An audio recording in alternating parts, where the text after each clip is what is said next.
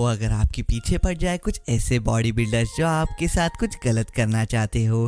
कहानी शुरू होती है हिबिकी नाम की लड़की से जो बहुत ही ज़्यादा मोटी थी और उसके बॉल भी बहुत ज़्यादा बड़े हो गए थे, जिसके कारण वो कुछ वेट लूज़ करना चाहती थी। तो वो जिम में आ जाती है सीधा, पर जिम में आने के बाद उसे आंखें दिखती है जो उसकी ही क्लासमेट थी, जो हर सब्जेक्ट के अंदर परफेक्ट थी। वो एक बहुत ज़्यादा अमीर घराने से भी ताल्लुक़ रखती थी।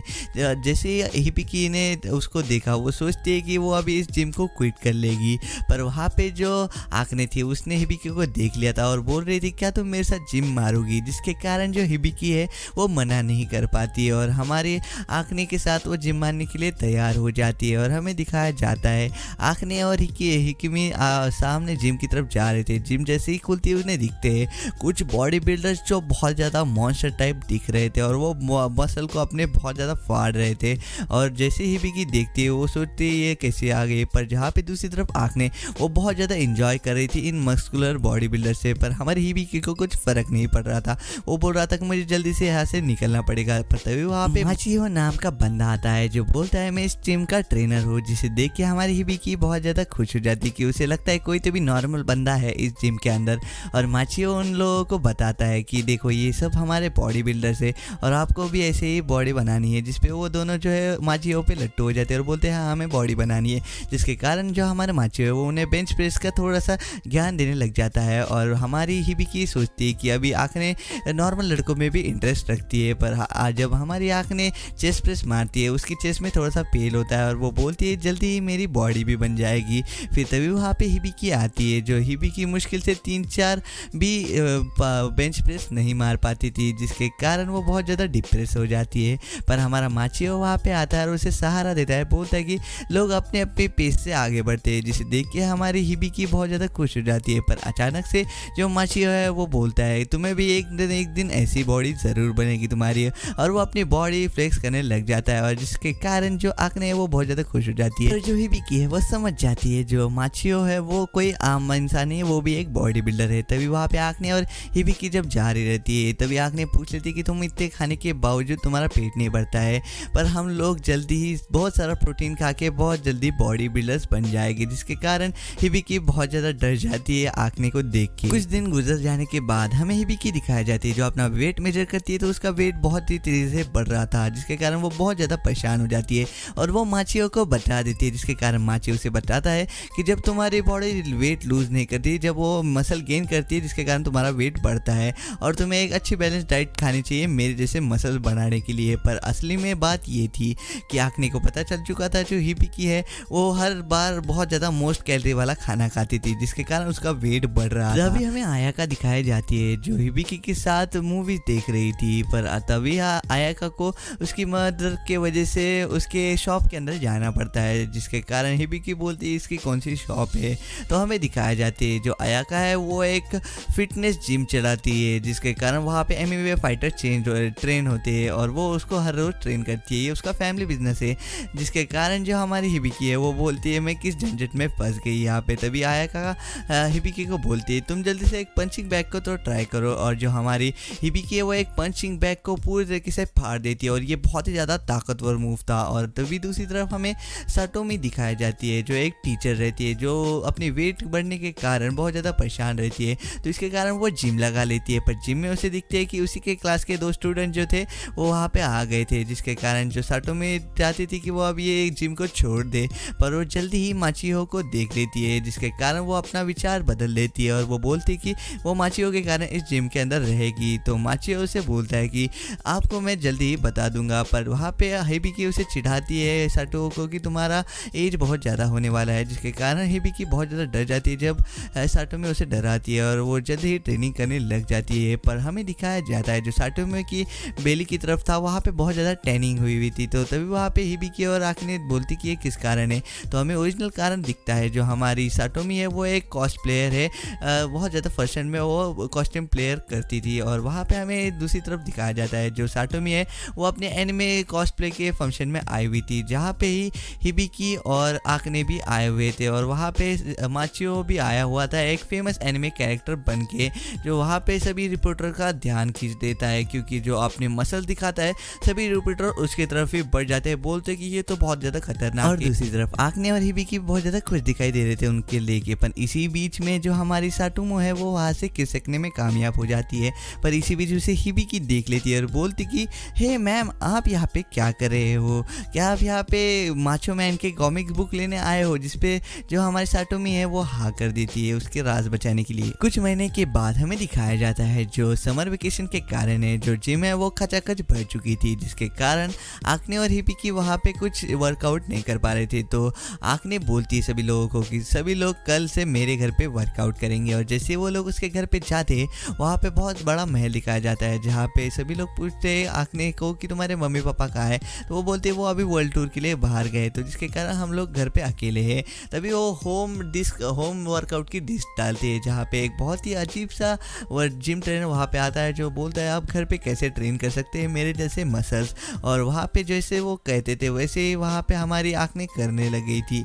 और जैसे ही हमारी हिबिकी भी आती है, हिबिकी उस चेयर को तोड़ देती है जिसके कारण वो आँखने से बहुत ज़्यादा सॉरी कहती है, जिसको आँखने उसे सॉरी एक्सेप्ट कर लेती है। पर जैसे वो टीवी देख रही रहती है हमें दिखाया जाता है जो उसने चेयर तोड़े थे वो $1 मिलियन का वर्थ रखते थे, जिसके कारण हमारे हिबिकी बहुत ज़्यादा टेंशन में आ जाती है। पर अगले दिन हमें दिखाया जाता है जो स्कूल के अंदर एक स्पोर्ट्स फेस्टिवल होने वाला था जिसपे हिबिकी कुछ लेने के लिए इंटरेस्ट ही नहीं थी, पर वहाँ पे आंकने की वजह से उसे लेना था, जिसके कारण वो माचो के पास आए थे कुछ रनिंग कंपटीशन की एक्सरसाइज करने के लिए। और माचो ने उसे कह दिया था कि तुम्हें इस मशीन के अंदर अपना पूरा देना है, और हमारी हिबिकी पूरा दे देती उस मशीन के ऊपर। पर उसकी पैंट फट जाती है जिसे उस बाकी लड़कियां कह नहीं पाती थी।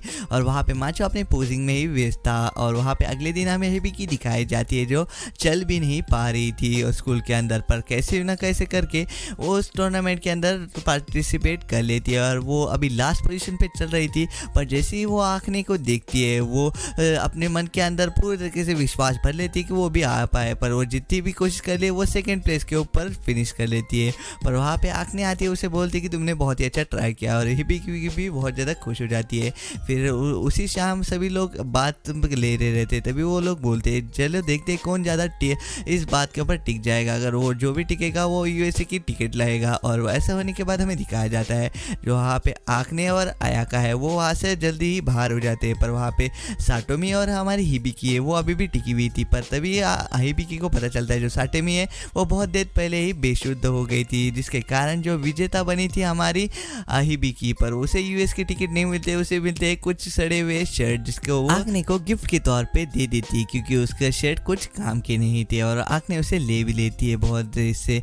पर जैसे हमारी हिबिकी जा रही थी उसे एक म्यूजिक सेट बहुत ज़्यादा पसंद आता है, पर उसके लिए लेने के लिए उसके पास पैसे नहीं रहते। पर तभी हमें दिखाया जाता है जिम के अंदर एक कंपटीशन आता है जिसका नाम है पंजा कंपटीशन, जो आर्म रेसलिंग के अंदर जो भी जीतेगा उसे मिलेगा बहुत ही अच्छा कैश प्राइस पूल। और जिसके कारण जो हमारी हिबिकी उसके अंदर ट्राई करनी चाहती है, पहले वो प्रैक्टिस करती है, पर प्रैक्टिस के बीच में ही वो उसने अपनी खतरनाक स्ट्रेंथ के दौरान एक बॉक्सर और एक एक्सपीरियंस आर्म रेसलर्स को हरा दिया था, जिसके कारण सभी लोग बहुत ज़्यादा डरने लग गए थे हमारे हिबिकी की, क्योंकि उसके मसल बहुत ज़्यादा ताकतवर दिखाई दे रहे थे। और इसी कारण जो वहाँ पे माचो है वो वहाँ पे आ गया था हिबिकी से लड़ने के लिए, पर वो हिबिकी उसे हरा नहीं पाए क्योंकि हमारा माचो जो है वो वहाँ पे अपनी पूरी ताकत भी नहीं लगाया, उसने आधी से कम ताकत लगा के उसे हरा दिया था। पर माचो वो वहाँ पे बहुत ज़्यादा एक्साइटेड था कि अभी हिबिकी क्या करेगी टूर्नामेंट के अंदर। टूर्नामेंट का स्टार्टिंग डे आ जाता है जहाँ पे हमें दिखाया जाता है कि इस कंपटीशन के अंदर बस 2 ही लड़कियां पार्टिसिपेट कर सकती थी, और दूसरी जो थी वो जेना थी। जो जेना थी वो बहुत ज़्यादा एशियन की मोस्ट पॉपुलर थी क्योंकि वो उसने अभी तक एक भी आर्म रेसलिंग हराई नहीं थी, और वो इस कंपटीशन के लिए भी आई थी, जिसके कारण जो हमारी हिबिकी है वो थोड़ी सी डरती है, पर वो अपने अंदर हिम्मत भरती है और वो बोलती है कि मैं ये कर सकती हूँ।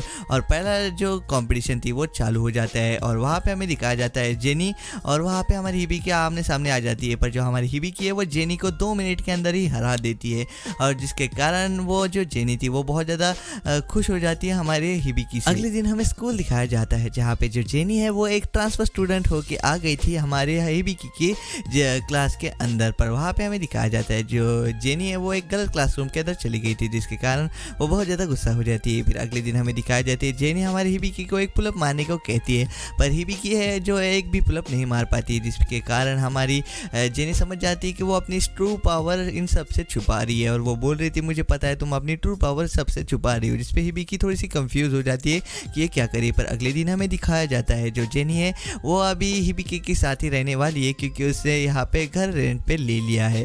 और अगले दिन हमें दिखाया जाता है जो वहाँ पे हिबिकी है उसकी फैमिली एक रेस्टोरेंट चलाती है जहाँ पे हमारी हिबिकी भी काम करती है और वो अपने दोस्तों को वहाँ पे खाने के लिए बुलाती है। पर वहाँ पे हमारी जेनी जो है वो समझ जाती है कि जो हिबिकी ये खाना खा के इतनी ताकतवर हो चुकी है। वहाँ पे हिबिकी उन सबको बताती है मुझे इस रेस्टोरेंट पे इसलिए काम करना पड़ता है क्योंकि मैं जो जिम की फीस है और उसकी सारी जो डाइट का प्लान है वो मैं अफोर्ड नहीं कर पाती। इसके कारण मुझे हफ्ते में 5 बारी इस मेरे शॉप के ऊपर काम करना पड़ता है। जिसपे हमारी आकने है वो बोलती है मैं तुम्हारे इसके सार का खर्च उठा सकती हूँ। जिसपे हमारी हिबिकी है जो बहुत ज़्यादा हैरान हो जाती है पर वो बोलती है नो टैक्स में इसका खर्च उठाऊंगी। पर हमें अगले दिन हमें दिखाया जाता है जो हमारी जेनी है वो बहुत ज़्यादा गुस्सा हो जाती है क्योंकि उसे अभी तक एक भी प्रूफ नहीं मिला था हमारे हिबिकी के कारण। पर जैसे ही वो क्लास में जा रही थी उसे दिखती है टीचर जो वहाँ पे साटो में जो थी वो पता जैसे ही उसे पता चलता है कि वो तो एक कॉस्प्लेयर है तो वो उसे बताती है कि मुझे पता चल चुका है तुम एक कॉस्प्लेयर हो। तो साटो में बोलती है मैं तुम्हारे साथ कुछ भी करने के लिए तैयार हूँ बस ये बात किसी को मत बताना। पर जो वहाँ पे जो जेनी है वो बोलती है बस मेरे साथ तुम बस घूमो। और वहाँ पे जेनी जो है वो अपना प्लान बताती है साटोमी को कि वो एक टीम बनाना चाहती है हम 5 लड़कियों की कि वो एक टीम बना के वहाँ पे कुछ खेल सके। जिसपे जो हमारी साटोमी है वो बहुत ज़्यादा हैरान हो जाती है कि इसकी ऐसी कैसी गंदी सोच है। पर अगले दिन हमें दिखाया जाता है जहाँ पे एक बहुत ही बड़ा बंदा जो बोलता है उसके मैनेजर को कि जापान के लिए टिकट बुक करो। जिसपे वहाँ पे वो जैसे जापान में पहुँच जाता है वहाँ पे सभी लोग बहुत ज़्यादा डरने लग जाते हैं उस आदमी से। पर अगले दिन हमें दिखाया जाता है जो हमारे माचो है वो वहाँ पे बैक का वर्कआउट बता रहा था सभी लोगों को। पर तभी हमारे माचो उसको एक मसल का सिग्नल मिलता है जहाँ पे बहुत ज़्यादा खतरा दिखाई दे रहा था। पर जैसे ही वो वहाँ पे देखता है हमें उस बंदे का नाम अर्नोल्ड दिखाया जाता है जो वहाँ पे अमेरिका के अंदर बहुत ज़्यादा फेमस दिखाई दे रहा था। और ये अर्नोल्ड ने ही हमारे माचो को ट्रेन किया था। और माचो ऐसे देखते ही वो बहुत ज़्यादा खुश हो जाता है उसके टीचर्स को देख के। पर वहाँ पे जो अर्नोल्ड है वो बोलता है माचो को कि तुम कितने ज़्यादा ताकतवर है मुझे दिखाओ। जिसपे हमारा माचो है वो वहाँ पे एक हैंड ग्रिपर को ही पूरी तरीके से मोड़ देता है। तो वहाँ पे अर्नोल्ड माचियो को एक बॉडी बिल्डिंग कॉम्पिटिशन में इन्वाइट करता है। और वहाँ पे जैसे ही हमें पता चलता है कि जो अर्नोल्ड है वो वहाँ पे हमारी तीनों लड़कियों को वीआईपी सीट पे लेके जा रहा था। पर उसकी पॉपुलैरिटी बहुत ज़्यादा थी। अर्नोल्ड सभी लड़कियों को समझाता है कि यहाँ पे हर बॉडी बिल्डर को एक कुछ पॉइंट्स मिलेंगे जिसके बेसिस पे उन्हें रैंक किया जाएगा और वो वहाँ पे प्राइज जीते पाएंगे। और ऐसा होने के बाद हमें दिखाया जाता है वहाँ पे सभी बॉडी बिल्डर्स अपने बॉडी दिखाने के लिए लग जाते हैं। पर तभी हमें पता चलता है जो हमारी आँखें हैं वो बहुत ज़्यादा खुश दिखाई दे रही थी। पर इसी बीच हमारे माचियो की वहाँ पे एंट्री हो जाती है जो जैसे अपनी बॉडी फ्लेक्स करने लग जाता है। वहाँ पे जितने भी ऑडियंस थे और बॉडी बिल्डर्स थे वो बहुत ज़्यादा हैरान हो गए थे और बोल रहे थे कि इतनी खतरनाक बॉडी किसकी है। और वो सभी लोग उसके सामने सर झुका लेते हैं और उसे बॉडी बिल्डर का सरदार मान देते हैं, उसे मसल ऑफ गॉड मान लेते हैं। पर अर्नोल्ड का प्लान कुछ और ही था। अर्नोल्ड उसे चैलेंज कर देता है एक बॉडी बिल्डिंग कॉम्पिटिशन में उसके ही खिलाफ। जिसपे हमारा भाई जो है वो उसे मना कर देता है और बोलता है कि नहीं मैं अपनी जिम ट्रेनर की जॉब से ही बहुत ज़्यादा खुश हूँ। और वो बोलता है कि चलो घर जाते हैं। और अगले ही रात हमें दिखाया जाता है जो सारे गर्ल लोग हैं वो एक क्रिसमस इवेंट अटेंड करने के लिए आए थे। पर उन्हें लगता है कि उनके आजू बाजू बहुत ज़्यादा हद से भी ज़्यादा कपल्स थे और उनके पास एक भी बॉयफ्रेंड नहीं था। जिसके कारण वो थोड़े से अनकंफर्टेबल हो रहे थे और वो बॉयफ्रेंड बनाना चाहते पर उन्हें अपॉर्चुनिटी ही नहीं मिल रही थी। तभी वहाँ पे माचियो वहाँ पे आता है और वो बोलता है देखो यहाँ पे क्रिसमस पार्टी होने वाली है जहाँ पे बहुत सारे लड़के और लड़कियाँ आने वाले हैं। जिसपे हमारी लड़कियाँ समझ जाती है कि उनके लिए बॉयफ्रेंड बनाने का बहुत अच्छा चांस है। पर वहाँ पे माचियो ने बोलता है कि ये एक कॉस्ट्यूम कॉम्पिटिशन होने वाला है जिसपे सभी लोग को बहुत ज़्यादा खुशी होने लग जाती है कि उनके बॉयफ्रेंड मिलाएंगे और उन्हें 2 टिकट मिलेगी एक अम्यूजमेंट पार्क में जाने की जो वहाँ पे वो बॉयफ्रेंड बनाएंगे उसके साथ जाएंगी। पर तभी इसी बीच हमें दिखाया जाता है जो हिबिकी है वो अपने आप को एक रॉड से मार लेती है। पर वो ये उम्मीद नहीं छोड़ती कि वो उस कंपटीशन के अंदर बहुत सारे बॉयफ्रेंड्स बनाएगी।